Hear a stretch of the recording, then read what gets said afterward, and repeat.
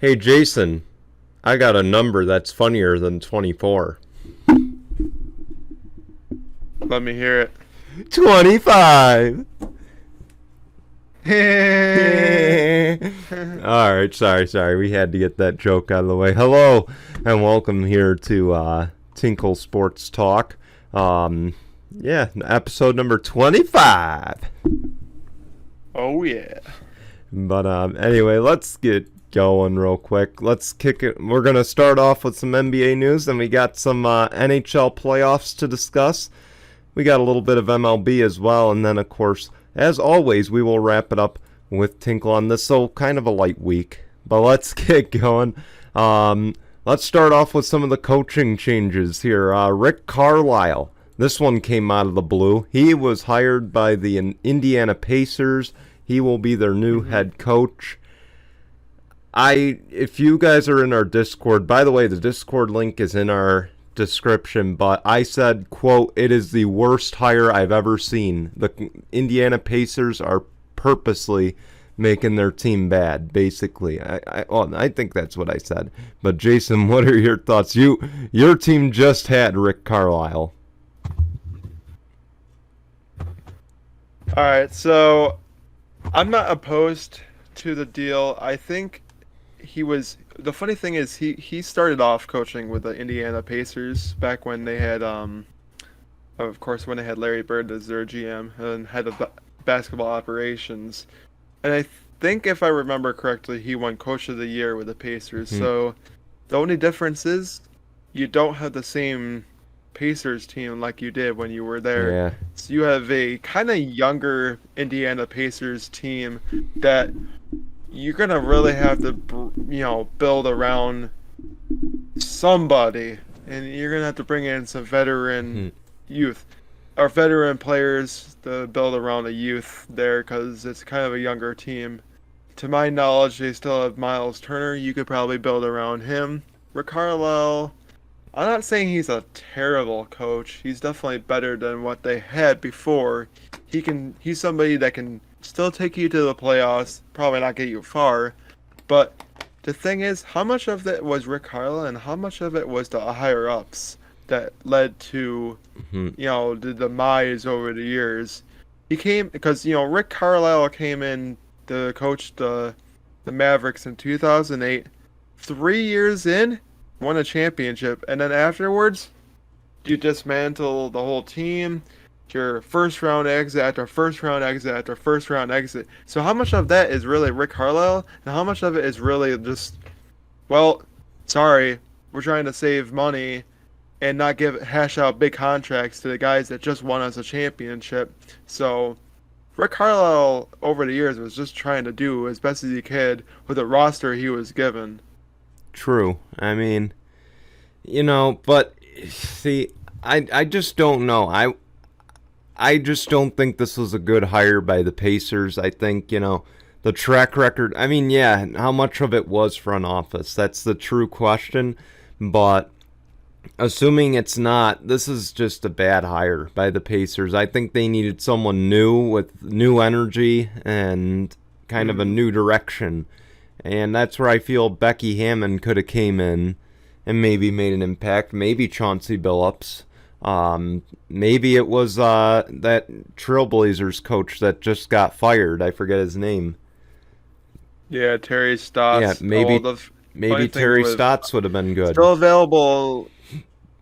Yeah, still available names. Terry Stotts, Scott Brooks, Becky Hammond still out there, even though I think she's just gonna end up staying with the Spurs coaching staff. Trying to think of who else is available. Stan Van Gundy, even though I don't think Van Gundy's gonna get a job. Stan Van Gundy, Mike D'Antoni. I mean, it's a shame because guys that could end up being assistant coaches. It's a shame because Van Gundy kind of got ousted from Orlando for no good reason. So that's just that's just not fair to him. He, see, the difference is he got ousted for the wrong reason. As opposed to someone like, say, Mike D'Antoni, who deserved it Yeah. 100%. He wasn't getting anywhere with. He had a loaded team. He had a loaded team and he couldn't do anything with it. So that's on him at the end of the day. Yeah, but I think when he was coaching Steve Nash and Amari Stoudemire, he had teams like Yeah. Dallas in 2006 and the Lakers in 2010 that were in his way to getting into the finals. Yeah. And at that time, those were the two of the best teams in the West, so you weren't getting around them. So Still, he had a again, Walt like Disney season I last get year. it. Yeah. I mean, at the end of the day, you know, how much can you blame the teams around him as much as his own self, you know? He can't keep pointing fingers and saying, well, the Mavs were good in '07, that's why they got there. Or, Hmm. you know, the Lakers were winning for Kobe last year, that's why we lost. You know, you can't keep pointing fingers. At some point, you need to just accept that you weren't prepared to get there. So that's why I say he shouldn't get a job. No, and he shouldn't because he was coaching James Harden in Houston there and had a And great Russell supporting cast Westbrook. around him and still couldn't get anywhere. Yeah, no. Westbrook and James Harden with a great supporting cast and Mhm. Clint Capella and Trevor Ariza Yeah, and yep. still couldn't do anything He with them. also had So I Patrick don't think Beverly. he's yeah, And I'm I not know. and I'm not gonna And look knock where he is now in LA yeah. and And I'm never gonna knock Patrick Beverly because I think without a doubt he you know, no one really likes him, but he's a great point guard. He's shown that he has the talent to be one of the best. Maybe not necessarily the best, but he's up there. mhm. It's just, you know, Well, I how mean, many more chances is it gonna take he's for more of them? a better defender. Yeah. Who knows? He's a better defender than he is offense. Yeah. So At least that's what I've been seeing. yeah, but But again, if Rick Carlisle, I think he can do something in Indiana. So see we'll see what now happens. here's the thing. I'm disappointed with all the hires that we've seen over the last few days, but I'm gonna tell you though, if I had to rank them on a scale, you know, the top three worst hires with one being the worst, I would say the Indiana hire was number three, just because of the experience factor. Number two was the Trailblazers, which we'll get to that in a second. But here tops the list of worst hires by a team for a head coach position. Oh, by the way, we forgot the Celtics one. Uche, I believe his name is. Yeah, he's Um, the Nets assistant yeah, I think that was a good head hire. coach now being the head coach. Okay, I think that was a good Yeah, hire. I think so too. So, but We'll see in time. yeah, we'll see in time. I don't have much else to say about that. I think that was the best hire, but this had to be the worst one. I'm sorry, Jason. But this one's getting rated the worst. And that's Jason Kidd got hired to return to Dallas and become their new head coach. This just sounds like a yes man kind of hire at the end of the day. Um, mm, I don't know. I think he's going to be the best one that can help develop Luca into like a player that he used to be. Like Jason Kidd, when I think of Jason Kidd, I'm thinking he was a really good point guard in the NBA. And I think if there's anybody that can help Luca turning into Hmm. like a true point guard, it's Jason Kidd or Steve Nash. Those are two of the Hmm. better point guards in the NBA. And if there's anybody to help a superstar in the making become more of like a true passer Hmm. and a better scorer, it's got to be Jason Kidd. Jason Kidd was probably one of the better three-point shooters for that Dallas Hmm. championship team. And what does Luca lack a lot of? Three-point shooters, free throws. And if there's anybody to help him learn how to get better with that, none other than Hmm. Jason Kidd. Now, it's going to be very interesting to see if he can bring in a great supporting cast of players around Luca. So I'm very serious. I'm very curious to see one, who's going to be his coaching staff, and two, if he's going to if him and that new GM are gonna like, all right, we gotta revamp this Excuse me. roster. We have Kristaps Porzingis, we have Luka, so we already have two superstars there. We need to surround them with a good cast of offensive players. So I'm very, I'm gonna wait and see what's gonna happen. Of course, he only signed a 4-year deal, so anything can happen. He could he could either be good, he could either be bad. I know he hasn't had the best track record as a head coach. Hmm. I mean, he But also that's coached in the East. This is his first time coaching in the West, so it's going to be interesting to see what's going to happen. but that's where my concern lies. Okay, he was average. Here's the thing, I'm not gonna say he was bad in the East. He was average. His record showed that he was average at best. And the problem is, average in the East, to me, if I had to translate that to the West, that's 11th or 12th right now. That's what you're Right. staring at. Now, look, I mean, I'll give him the benefit of the doubt the first season. But the one thing you need to understand is that average in the East, and I'm going to repeat it again, average in the East is not going to translate well to the West. And if he didn't learn something, and here's the thing, I don't think Frank Vogel's that good of a coach, to say the least. Okay?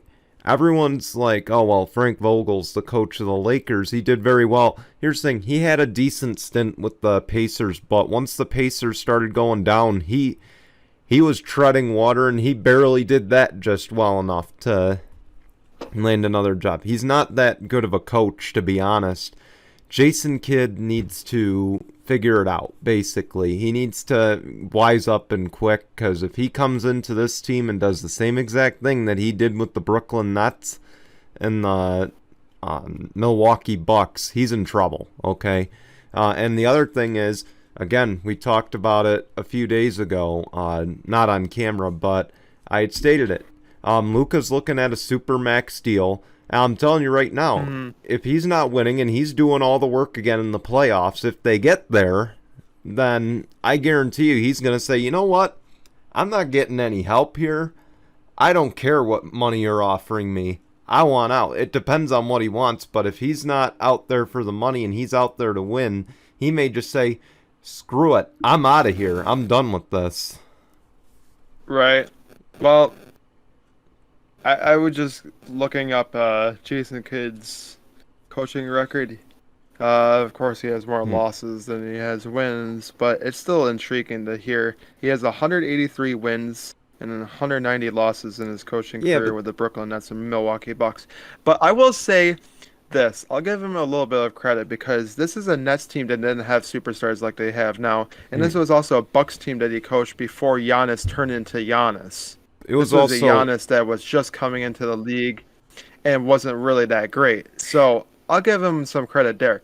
This time he comes into a situation where KP's already established and so is Luka Doncic. Yeah. So you can only really help them develop into superstars there. And the thing is, the good thing about him learning under Frank Vogel with the Lakers, he already had LeBron James and Anthony Davis. So he can use that experience with helping them out to kind of help out KP and Luka. So I think it's a good situation for Jason Kidd. You already have two superstars. All you have to do is just build talent around them and then give them success that way. So already this seems like a better situation than he had in Milwaukee and Brooklyn.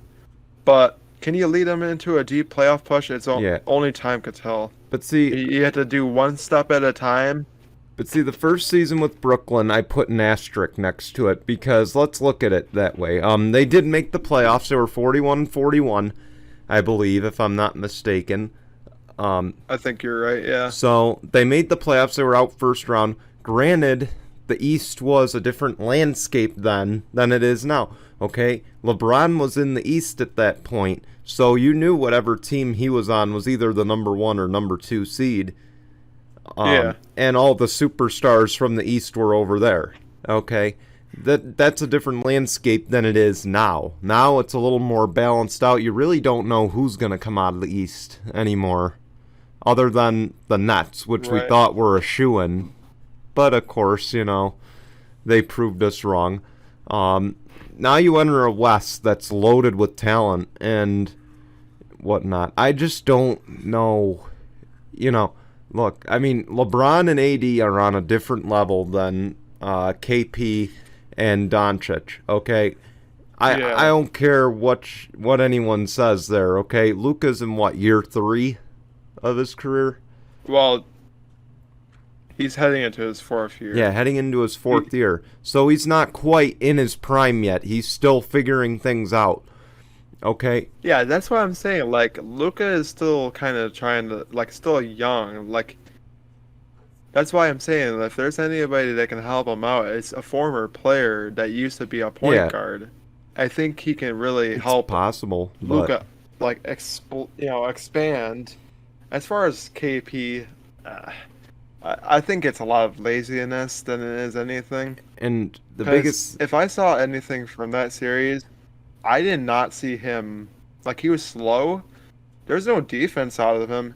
And I get it, he was hardly getting the ball, but when he had the opportunity to shoot and stuff, what was he doing more? He was doing more passing than I saw him shooting. For somebody that's, always complaining, well, I'm not seeing the ball much, or I'm not really involved in the offense much. Well, when you had the ball in your hands, you weren't doing anything with it, and you're taking some of the hardest shots you can take in your career. You need to start working on your game. Stop being a lazy guy and always blaming others when it's you yourself that's not putting the effort into the team. And I'm sorry, but if I'm the GM or Jason Kidd, I'm seeing him being like this, I would trade him away any chance you get. I get it, he has a big contract, and that's going to take off a lot of cap space if you trade him away. But so will signing Luka Doncic to a max deal.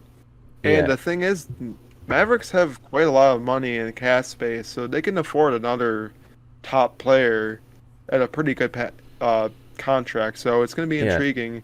And to my knowledge, there's quite a lot of talent that's out there. But again, we'll see. As far as that goes, Chauncey Billups, like we were saying, did get hired as the Trailblazers head coach. I don't find this to be too bad. I mean, Chauncey Billups used to be a former player, and I think if there's anybody that helped develop 2 of the best guards in the NBA right now, it's none other than Chauncey Billups. But that's why I put him number 2 on my list of worst hires, because, I mean, I wouldn't even say he's really a bad hire. We just don't know what he's going to do. And I think, he's definitely a smart guy. I think he is, I think he proved that when he played with Melo and whatnot. And maybe they keep Melo there. That's a possibility. But, I think, though, I just don't know if this is a win-now type hire. I mean, I think this is more, look at what the Nets did with Steve Nash. Maybe if we bring in Chauncey Billups, we can be like the Nets. And I think that's just not a great way to look at things. It's kind of weird to see that there's a lot of former players that are becoming head coaches this year. It's weird because Rick Carlisle, former player, head coach. Yeah, Jason but he Kidd, was former player, head established as a coach. Chauncey Billups, this is his... yes, Rick Carlisle was established. He's like the only one that's probably hired right now that's been an established head coach. Yeah. And has actually won a championship. Chauncey Billups, well, the good thing is, out of all 3 of those big hires that have happened, all 3 have won championships in their career. Rick Carlisle won one as a player and a head coach. Jason Kidd won one as an assistant head coach and a player. Chauncey Billups won one as a player. So they know what it takes to win championships. Maybe that's what was playing in these teams' minds. Well, we can just hire guys that know what it takes to win championships. What better time to go after them than now to help us lead into some championship basketball? I'm not saying it's the best hires in the world. There's definitely better established coaches out there, but it just seems to be the right this seems like we're in a revolving new trend of going after the But, guys that has some championship experience and help those teams yeah. leading into a championship contending team. But can I ask, are we going to sleep over the fact that Becky Hammon got snubbed yet again? I mean, because we know the media Yeah, is. but there's still opportunities for her. I mean, there's still other jobs that need um Yeah, I think the coaches Wizards, like right? New Orleans, the Wizards. I hope she doesn't end I think up there's in a New few other Orleans. teams Some that are tells me, available. I don't know, I just hope she doesn't end up with the Pelicans. They've been a sinking ship for ever, okay? I think the Wizards would be a better hmm opportunity with her. Look, I think she could do Her something with coaching Westbrook, Russell Westbrook and but Bradley Beal, I think that would be an intriguing I don't know. opportunity See, for her. but I'm gonna say this. Let's stop saying that, oh well, second interviews are a good step forward, okay? That doesn't mean crap, okay? A second interview means nothing. Okay? It Right. just means we slightly liked you better than the other candidates. So let's bring you in again. Um okay, so let's stop associating it with while she clearly made a step forward. No. If she made a step forward, she would have been hired. Okay? Yeah, I know. And she deserves to be hired just on the fact alone that, of course, Pop trusts her, and Pop is the Team USA coach right now. Let's put it there. Okay, she's Team USA. hmm He is Team USA's head coach. And if we're going to judge him, because keep in mind that's the most coveted job in America, obviously. Right. Hey, if we're going to treat it as that, then by that logic, he is the best coach in America right now. hmm So, if he's giving her an endorsement, why aren't you listening to it?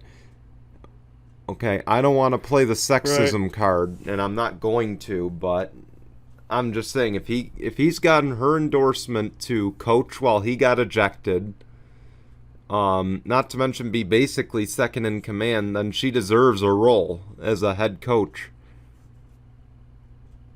Yeah, So, I think so too. but I hope though the Wizards strongly consider her because I think she could definitely teach Westbrook, and I think she could push the Wizards far.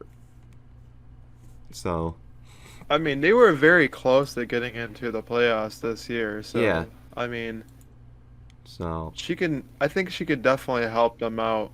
hmm, Plus, the thing about Westbrook is Westbrook didn't start off with the Wizards right away. They were already kind of like a laughing stock before he came, and yeah. yeah, he was trying his best to help them out, You but almost got him fell there. short. So But, I know he did. alright. Um, But let's move forward here. interesting things. Suns take 2-1 lead over Yep. the Clippers. But Brian, have we seen this before? I This think we seems have. very interesting that we've seen this way too often. That they always let the team hmm take up a 2-0 lead, then seems to hmm be tied, and then goes 6-7 games. I don't know why they've let this, and this has been the hmm trend, but like they just seem to bait teams in, and then like, ha ha ha, hmm you thought you had us early, Oh, I and then know. they somehow just make it a series. I don't understand it. I don't understand how the Clippers just do Mhm. that, but they just do it. Can As I soon just as be it gets clear? to their home court, that's just how they go ahead. So, I've been talking with people this week. Obviously, we've talked hmm about it. Let's face it, the Yeah, Suns are probably the most rooted for team that's left. Okay? I I, think I, I so. think that's a very fair assumption to make, unless you're a Nets, a Bucks, or Clippers fan. Right now, chances are you're rooting for the Suns. hmm So, you know, they gotta kind of just let that. I'm wondering if they kind of just let it get to them the last game. I'm hoping they don't, because they need to keep the pedal down and they need to get this series finished off. Okay, don't give them the benefit of coming back and crawling back into the series because they. I'm not Right. gonna say they don't deserve to be there, but the Suns have proven it more, and it's going to come down to who wants the series more. And so far, based on the last two series, it sure seems like the Clippers want it more. Yeah, I think so too. The thing is Paul George has been playing lights out basketball as of Mm-hmm. late. 8 straight, and again, I'll say it, 8 straight 25 plus uh, playoff games, or 25 plus points he scored in these playoff games. 8 straight games he Mm-hmm. scored at least 25 points or more, and that's insane to think about. But I kind of figured that Chris Paul was gonna come back, and he did before Kawhi. But like Paul George is proving right now that the Clippers don't need Kawhi Leonard. And if I'm Kawhi Leonard and I'm seeing the Clippers doing better without you than with you, that looks pretty bad. I think he's That looks gone, pretty bad. I think he's gone too. but Because if he also truly cared about the Clippers, he would be back right now, regardless of how bad his knee injury is. yeah, But I think he's just kind of like, you know what? Let me let Paul George ride this one out. I think he's on his way out, and hmm, I think he's going to be a hot free agent when he's out there and available. yeah, Say what team's going to go after him, I have no idea. We yeah, had to get into free agency to find out, who's available and who's not. exactly. But But he's definitely going to be the top of the list. And as far as the Bucks making a very big statement oh win, yeah, that I was can't really say that they're legit as of yet. It's only one game that they have over the Hawks. hmm, The Hawks always seem to make these series back and interesting. forth. The last two series they played in have been back and forth with Hmm. the Knicks and also the 76ers. It's thing the They are definitely going to bring it to the yeah, I was Bucks. gonna say the Hawks have really. I mean, to me, they seem like, and I don't want to call them weak, but I would say they're probably the weakest team left of all the teams that are in this conference finals because they're too inconsistent. They have one good game and then they have this happen. They were down 26. We Yeah. talked about it a few weeks ago. They were down 26 against the Sixers. How much more hmm inconsistent can you get outside of that? So, I don't know. Well, You can say, well, the it's the problem is that Sixers, but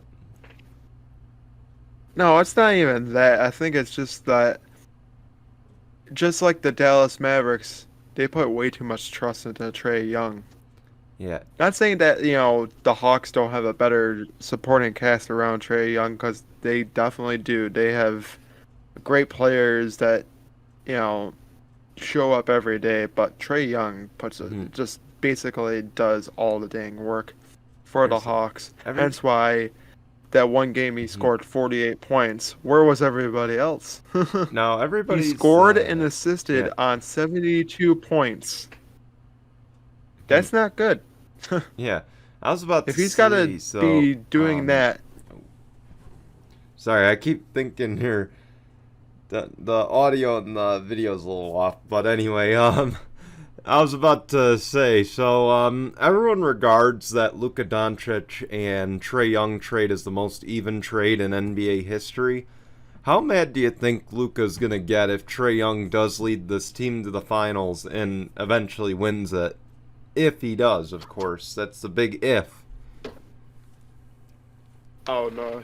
How do you think Dallas Mavericks fans are gonna feel if Yeah. Trey Young gets to the finals, wins it? Because they're gonna be like, we just made the stupidest mistake trading Luka Doncic for Or or Trae Trey Young for Young for Luka Luka. Yeah. Doncic when Trey Young could be doing this for the Dallas Mavericks, helping us lead the team. But the only difference is the Hawks are in the East, so it's a little bit easier for them to get into the playoffs than it is the Dallas Mavericks. Dallas Mavericks had to you know, they had to fight hard just to be able to make it into the playoffs. To get into the fifth seed, I'll take it. The Hawks were about that too. They were like fourth or fifth seed in the Hmm. East. Not saying that they didn't have to fight and scratch and claw there, but it's also a weaker conference than the West is. So, Yeah. um, if you think about it, they're about even, Hmm. like player wise. Not saying that Trey Young isn't a little bit more consistent than Luca is, because I think he is a little bit more Hmm. consistent. But if you think about like how they are player wise, they are pretty the same, you Hmm. know, superstar length. Not Oh saying yeah. that I can't really say he could be any better than Luka Doncic in Dallas. He probably could. He probably could bring it every day. He's a little bit more of like an actual true point guard than Luka Doncic is. Doncic is more of like a forward playing the point. So it's going to Yeah. be interesting to see if Dallas will switch him back to being a forward instead of a point guard, because I think he should be playing more a forward than a point, because Yeah. he's too much of a ball hawk. I think if Dallas is going to actually do anything, probably heading into next year, you gotta get more of a guy that's gonna be a true floor spacer and a true point guard Hmm. than Luka Doncic. Put Doncic at the small forward and then have Dodo coming off the bench. I think that's how it should go, to be Yeah. honest. All right. And it'll be easier to go after somebody in free agency as a point guard. All right, that's enough Yeah, NBA let's move talk. forward here. Yeah, so I gotta show off my shirt right now. Yeah, they're back. They're back going for number 2 in a row. Champa Bay Lightning, they finished off the Islanders last night. A goalie's game because it was 1-0. Yanni Gord scored the only goal in the game, and it was shorthanded on an Islanders power play. Of course, though, they will have to face up against the Montreal Canadiens, who are in their first Stanley Cup in 27 years. So before either of us were born. I Yeah. guess I'm going to kind of combine both stories here. The biggest question is how good are the chances for the Lightning to repeat, seeing how great Price has been in net?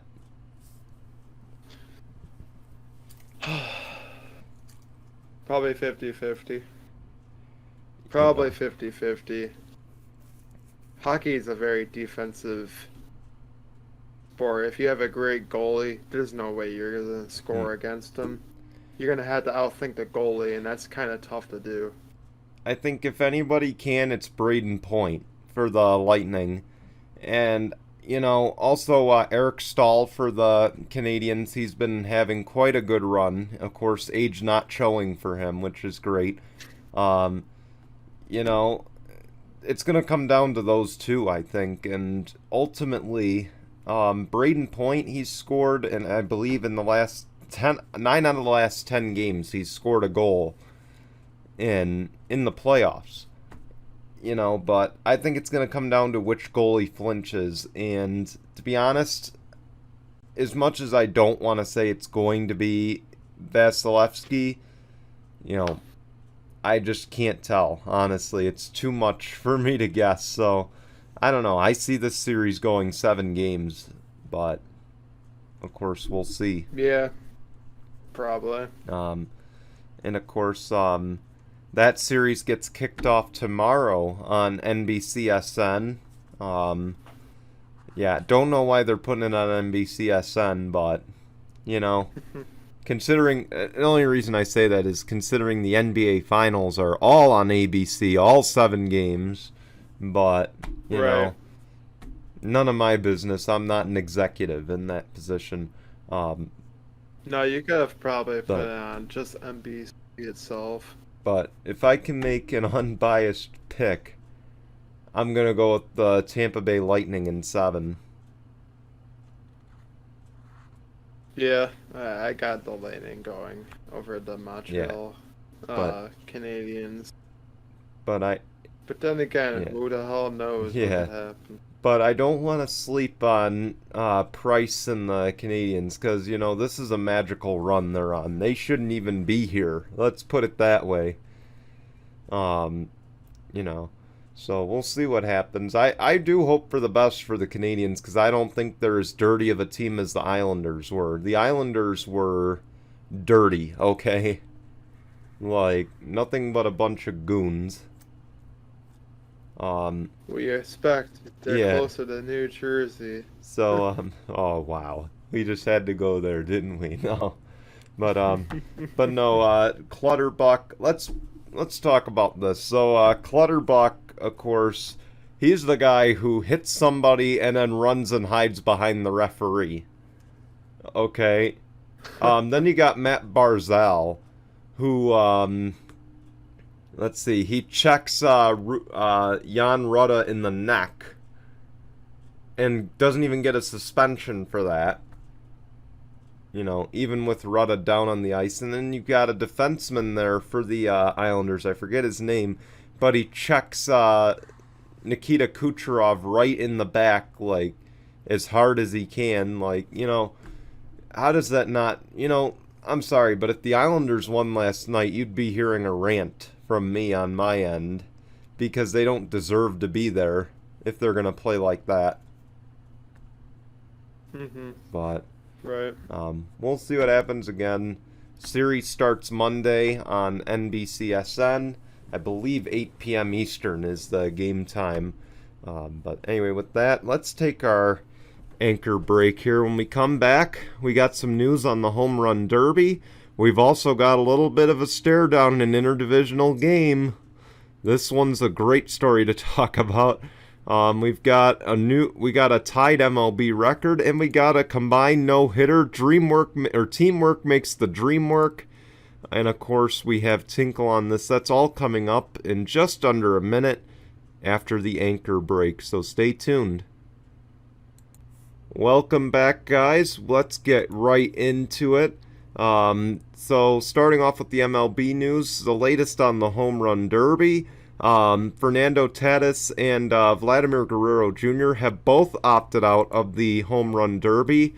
Of course, both players currently tied with 25 home runs, just one ahead of Shohei Ohtani. I hope I pronounced it right. Oh boy, this Home Run Derby might not be as interesting as people make it out to be. Come on. Come on. Like, you can't have a Home Run Derby without two of the leading home run hitters. Yeah, but it's their decision if they want to be in it. I think it was just... It's not like you get anything... It's not like you get anything big out of it. True. I mean, It's not like you, like, win it and you donate to charity or you win, like, a big paycheck or anything like that, so... Yeah. But, again, both of them 25 home runs as of Saturday when we're recording. You know, I don't know. See, when I think Home Run Derby, I want to sit and watch the best players hit. And I'm glad to see Ohtani's taking part, because he obviously is one of the best hitters in the game right now. I don't know. I just don't feel it's going to be as big as people make it out to be. Maybe I'm wrong. I don't know exactly who is competing in the Home Run Derby. Are you looking up the Home Run Derby participants? Oh, we'll be right back. Unplanned break, but we're back. Of course, I was saying how Tatis and Guerrero are leading. Of course, I thought you were looking up the Home Run Derby participants, which I should look up. I mean, I can. Hang on, I got it on my computer now. Pete Alonso is going to be in it. That's good. He's the defending winner. It doesn't. So far, Shohei Ohtani, Pete Alonso. I don't really see anybody else yet. Let me take a look. We got a little time to look this up. Gary Sanchez is going to skip out as well. Probably a good idea. Gary Sanchez is a bust, to say the least. But yeah, so far it looks like only those two. They haven't really announced a full roster yet. Of course, we're still 3 weeks out from finding out who will be participating officially. So we'll just keep our eyes on that. In the meantime, though, let's move forward. Of course, there was a little bit of fireworks in the Nationals and Phillies game the other day. So Max Scherzer, they had to stop the game 3 times to check him for substances underneath his hat, at his belt, everywhere. They even checked his gloves and his hands to be sure he didn't have any foreign substances on. Of course, MLB is starting to crack down on that again. Joe Girardi actually asked to stop the game to check it. And of course, all 3 times he got proven wrong. There were no substances. So at the end of one of the innings, Max Scherzer decided, you know what? I've had enough of this. So he looks over at the Phillies dugout, stares down Joe Girardi, and if looks could kill, Joe Girardi would have been dead 10 times. So if he's a cat who has 9 lives, he would have been long gone. But yeah, he takes off his hat, shows him his hands, and he's like, here, you want to see it? Here, I don't have anything. And of course, that upsets Joe Girardi. Joe Girardi comes storming out of the bullpen, starts saying, come here, come here. And the second he does that, he gets ejected from the game. This is just taking it too far. Okay? Let's put it this way. Baseball is a slow enough game right now. And obviously, minor leagues have done a great job of working on that. But Right. baseball's a slow enough game right now. Not to mention now, had there been a no-hitter, I don't exactly know what the count was at that point. But had it been a no-hitter and he kept just interrupting the game, that's obstructing the game. That's like if Bill Belichick stormed onto the NFL field and said, hey, I want to check the football before he snaps it to be sure it's the proper PSI. Granted, I don't think Bill Belichick would ever follow any rules, but Probably not. but He's Mr. Shortcut. yeah, that could be like oh my gosh, it'd be like Steve Nash stopping play every single time to be sure that the equipment looks fine. Even like it'd be like the Bucks going on a 12-0 run, and then Steve Nash walking into the middle of the court saying, "I want to check to see if the rim has a lid on it." Something That like, would be come so on, stupid it's if so somebody did stupid. that, though. Okay, let the MLB make the rulings. Stop interrupting the games just because you're getting your butts kicked by Max Scherzer, who is undoubtedly one of the best pitchers in baseball right now. So get over it. Quit whining, Joe. That's why the Yankees didn't want you anymore. I don't know. So I guess Well, So I guess, Jason, if I had to ask, who's in the right here? Because I think it's Max Scherzer that's in the right. yeah. If you had to keep on going over and checking every single time, he's looking great from the mount, like strikeout after strikeout after strikeout. You can't get any hits on him. No, that's not all right. It's just good pitching than it is. Oh well, he might be using a foreign substance. We gotta stop. We gotta check.